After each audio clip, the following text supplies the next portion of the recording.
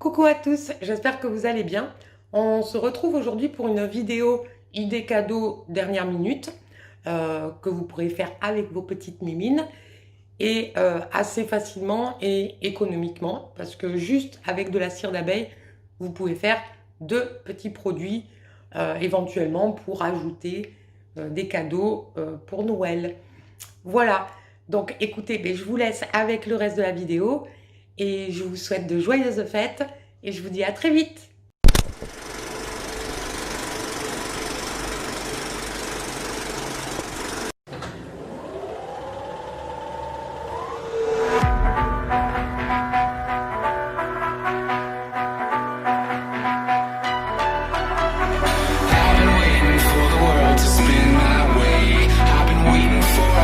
Donc on se retrouve avec tous les ingrédients, en tout cas tout ce qu'il nous faut pour composer notre bougie bijou. Du coup, la cire d'abeille blanche, j'ai choisi en copeaux, simplement, vous le verrez dans la suite de la vidéo. Pourquoi j'ai choisi en copeaux et plutôt qu'en bloc ou autre. Ensuite, du coup, j'ai pris un petit colorant, histoire de la colorer, ça sert à ça, un colorant. Voilà, le petit bijou qui ira du coup dans notre bougie.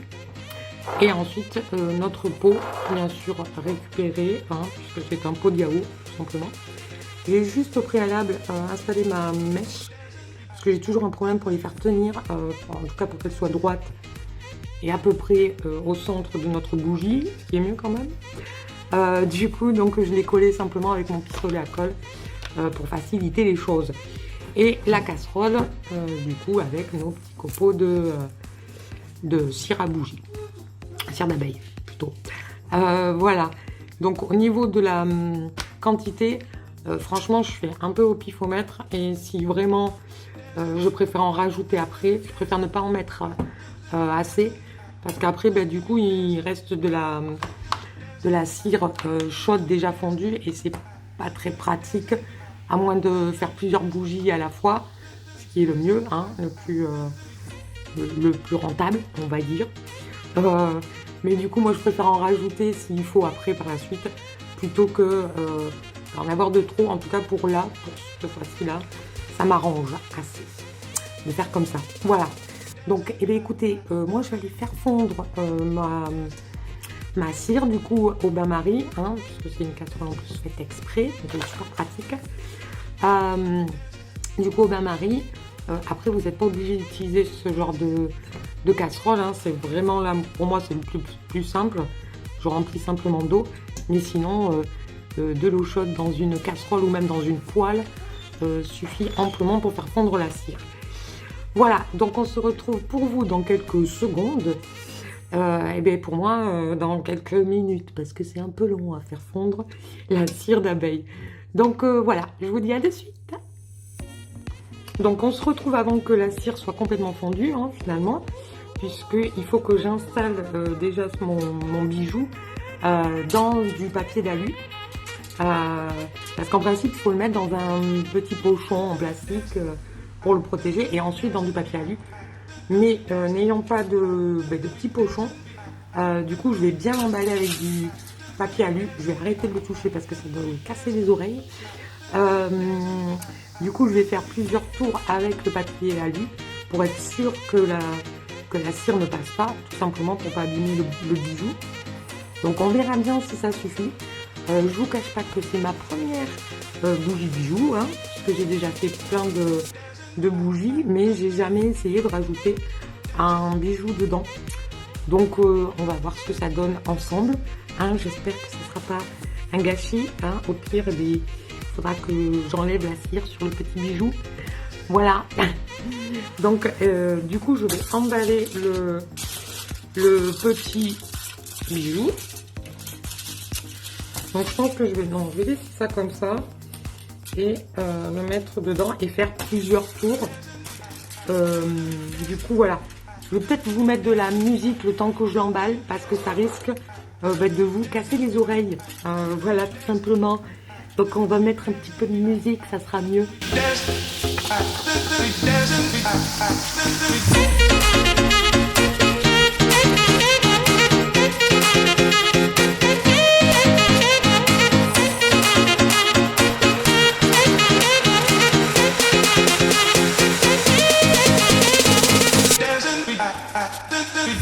Et voilà, du coup, c'est emballé. Je pense qu'il est quand même très bien protégé. Donc, je pense que ça devrait aller. Vous avez pu remarquer mon agilité, hein, vraiment extraordinaire, hein, on peut le dire. On peut dire que vraiment je fais preuve d'une agilité débordante.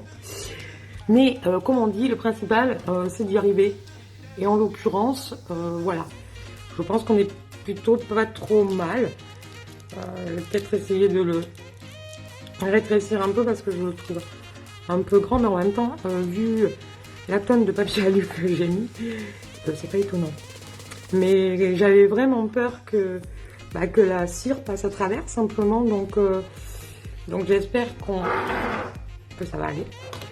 Alors je sais, pour avoir vu déjà des vidéos de ce style, que le papier alu avec le bijou risque de remonter.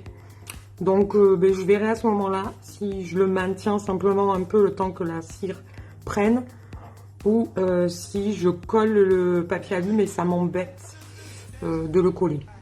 Donc voilà, mais écoutez, on se retrouve juste après. La cire doit pas tarder à être fondue. Et puis voilà, donc à de suite. Donc revoilà, la cire est complètement fondue, donc je vais me dépêcher à verser. Juste avant, je vais mettre un bout de sopalin.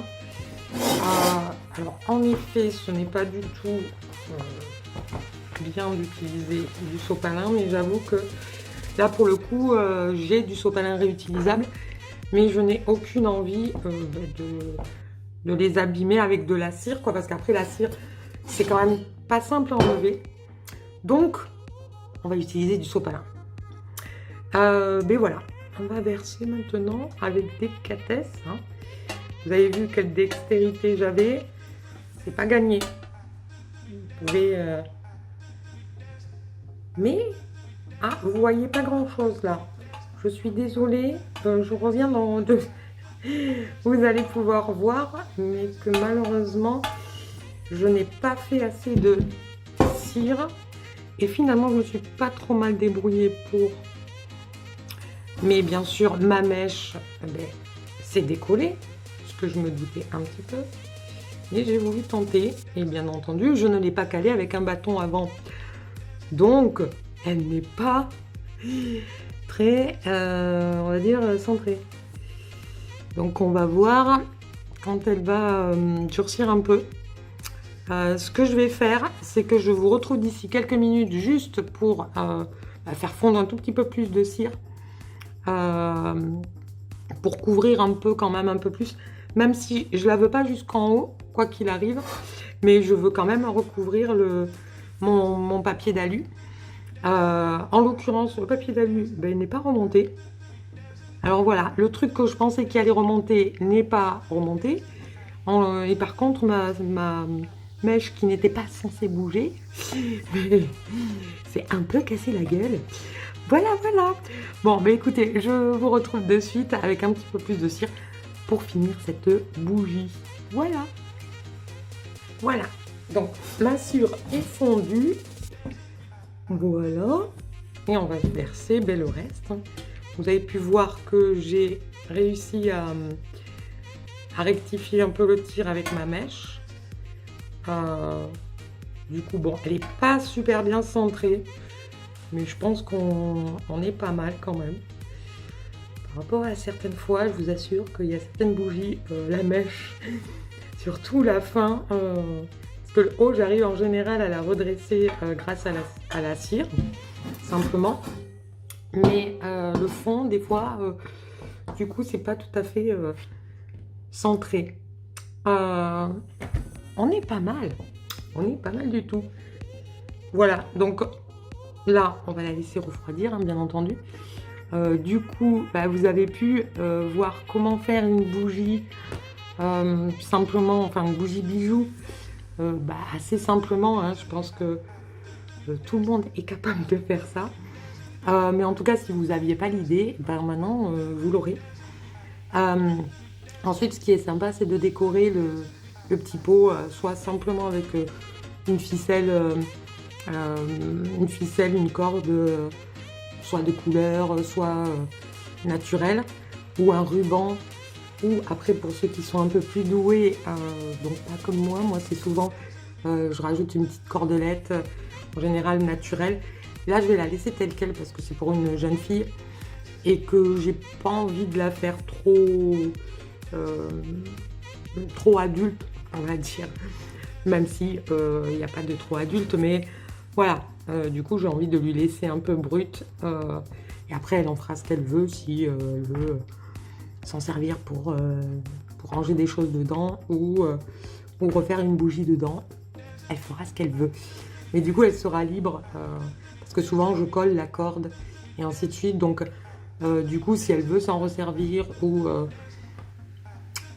pas forcément le garder aussi, hein, parce qu'on peut ne pas avoir envie de garder le récipient, bah du coup elle aura moins de scrupules à le mettre à la poubelle, quoi.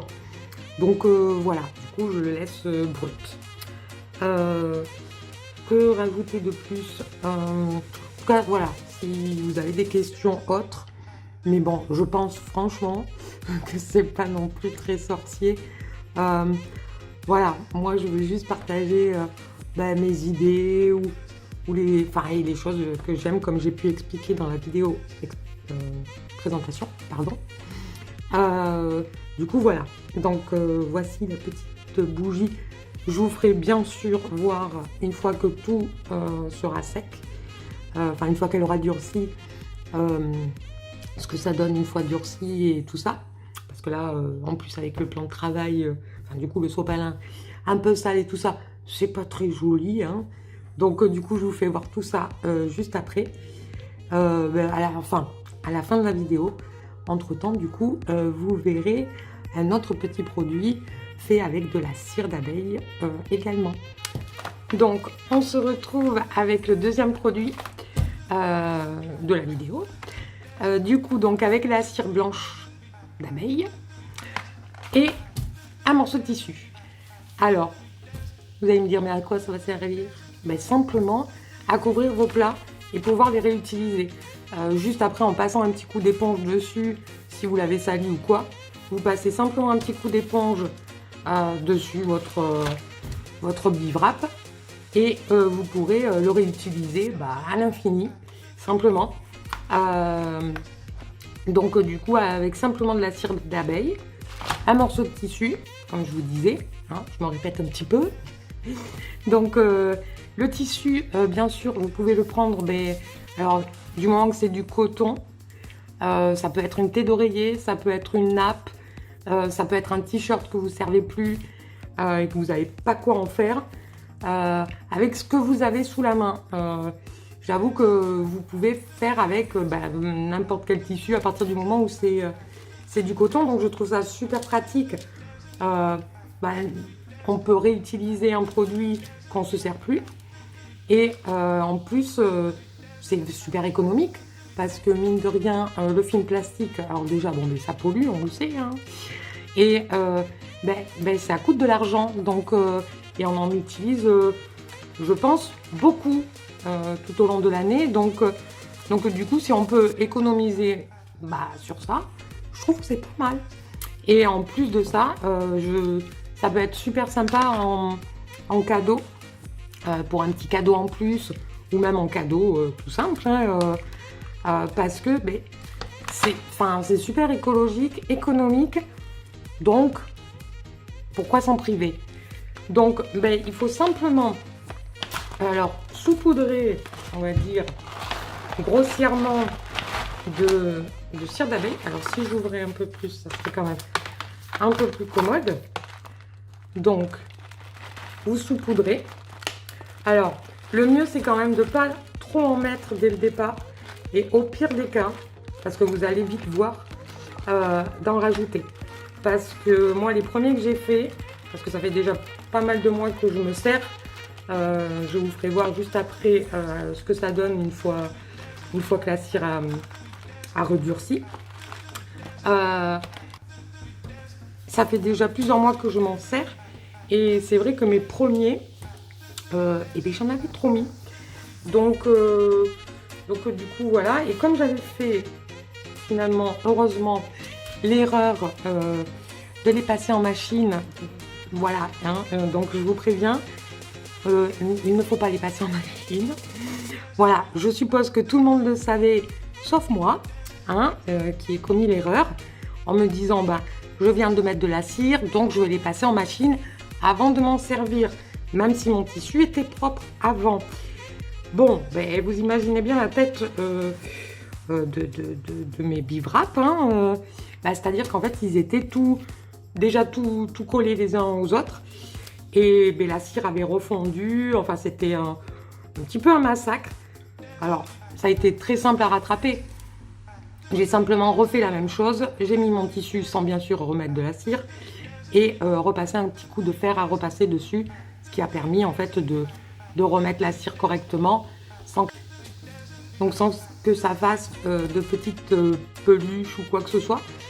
Simplement, ben, j'ai réétalé ma cire et j'ai pu à nouveau m'en resservir. Et l'avantage de ma bêtise, comme j'avais mis trop de cire dessus, ben, ça a permis à ce que ça en enlève simplement. Donc du coup mes bivraps étaient beaucoup plus simples pour s'en servir, parce que simplement en fait quand il y en a trop, ça a tendance à beaucoup trop coller, et la matière du coup, la cire se met un peu sur les parois sur lesquelles vous l'avez mis. Donc moi en l'occurrence c'était sur des tasses, et il y avait un petit peu de résidus de cire dessus puisque j'en avais trop mis. Donc voilà, tout ça pour vous dire qu'il vaut mieux en mettre juste un peu et après en rajouter s'il faut. Alors en dessous, surtout ne pas oublier de mettre du papier cuisson, simplement parce que la cire va fondre et donc forcément ça va couler, puisque j'ai également commis l'erreur la toute première fois, donc j'avais de la cire partout sur mon plan de travail. Donc si on peut éviter ça, c'est quand même mieux. Donc bien sûr la feuille de cuisson juste avant, et ensuite, donc ça c'est bien entendu pour protéger le fer. Hop, une deuxième couche de papier cuisson. Alors moi ce que je fais par rapport au papier cuisson, parce que je trouve que c'est un peu, pas du gaspillage, mais en tout cas voilà, on s'en sert qu'une fois. Moi du coup en fait je le garde. D'une fois sur l'autre je le garde. Alors je peux pas le garder à chaque fois malheureusement, mais d'une fois sur l'autre je le garde et je m'en resserre simplement. Donc là malheureusement c'est un neuf parce que du coup je m'en étais déjà resservi. Mais voilà ce que vous pouvez éventuellement faire pour économiser le papier cuisson. Voilà, c'est toujours une petite économie en plus, hein. C'est toujours bon à prendre, et en plus ça évite les déchets simplement. Voilà, donc cette partie là je vais peut-être vous l'accélérer, comme ça vous allez pouvoir quand même visualiser, mais sans que ça mette trop de temps, parce que c'est pas super passionnant, hein. Donc voilà, je vous dis à de suite.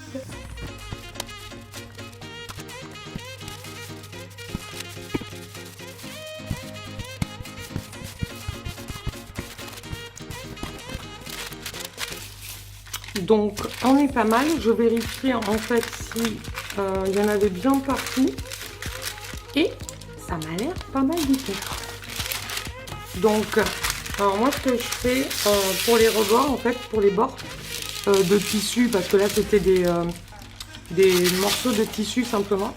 Alors je vais arrêter de faire du bruit pendant que je parle, ça sera mieux quand même. Donc je disais simplement pour les bords de tissu, parce que vous voyez du coup il y a des petits fils, puisque c'est des morceaux de tissu que j'ai acheté comme ça, déjà pré-coupés. Je colle les bords, alors parce que je ne suis pas très adroite avec une aiguille, un fil et une aiguille, donc du coup je colle au pistolet à colle et ça tient drôlement bien.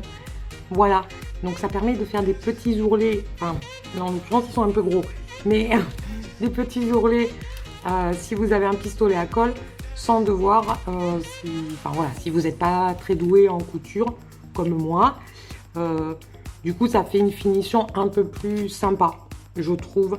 Après on n'est pas obligé, hein. On peut éventuellement utiliser des ciseaux pour couper correctement les bords. Voilà. Donc ce que je vais faire, c'est que là, celui-là, je vais le laisser un petit peu sécher. Et je vous montre de suite en fait ce que ça donne quand on l'a laissé sécher et comment s'en servir entre guillemets. Après, c'est pas très compliqué, hein. Donc je vous retrouve de suite avec un produit bien séché.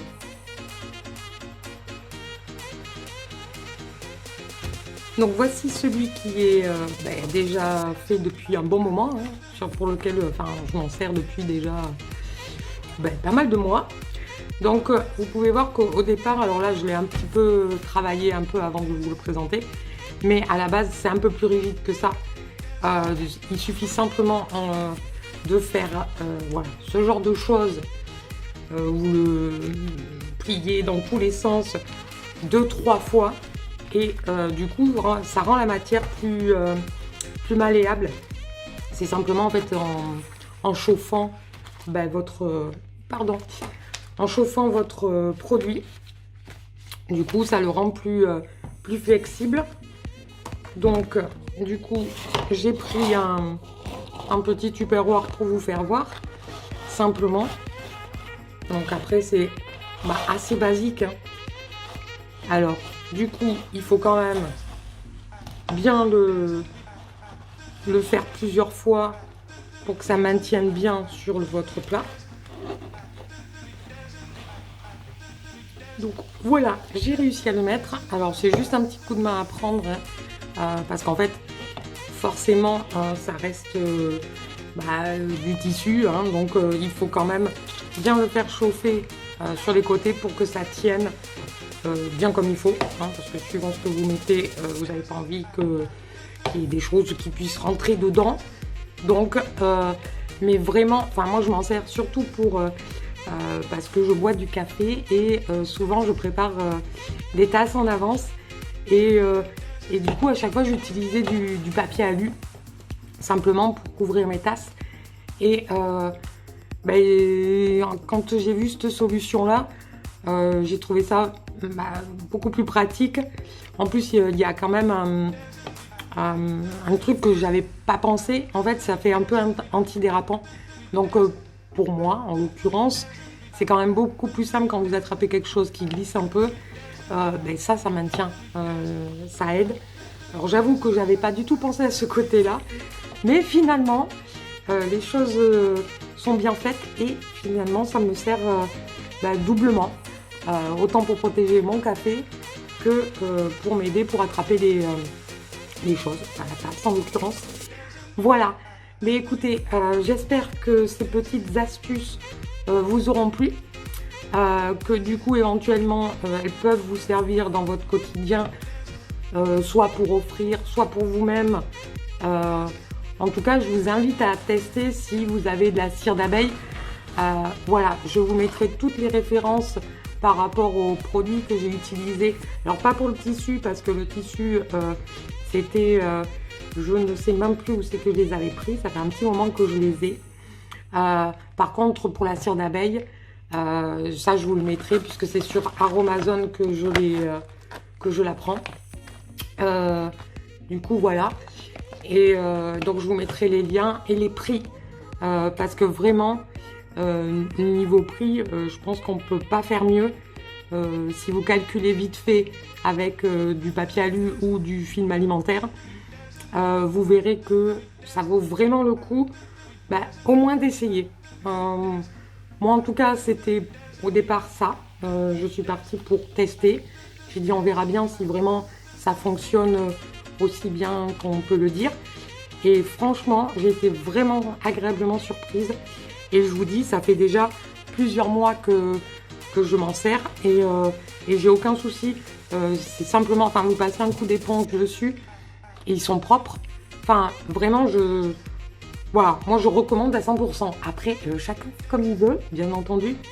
Mais voilà, moi j'en suis très contente. Sur ce, on va se laisser là. J'espère que tout ça vous a plu. Et du coup, si ça vous a plu, éventuellement, vous pouvez penser à mettre un like. Ça me fera plaisir. Et si ça vous a plu et que vous voulez en voir d'autres, n'hésitez pas à vous abonner, bien entendu. Et si vous avez des questions ou des conseils, peut-être, éventuellement aussi, peut-être qu'il y a des choses que je fais pas correctement, n'hésitez pas à me laisser un petit commentaire. Je serai super contente de vous lire et de vous répondre. Donc voilà, écoutez, je vous souhaite une bonne fin de journée ou une bonne journée ou une bonne soirée. Et du coup, je vous dis à très vite pour une nouvelle vidéo. Bisous à tous!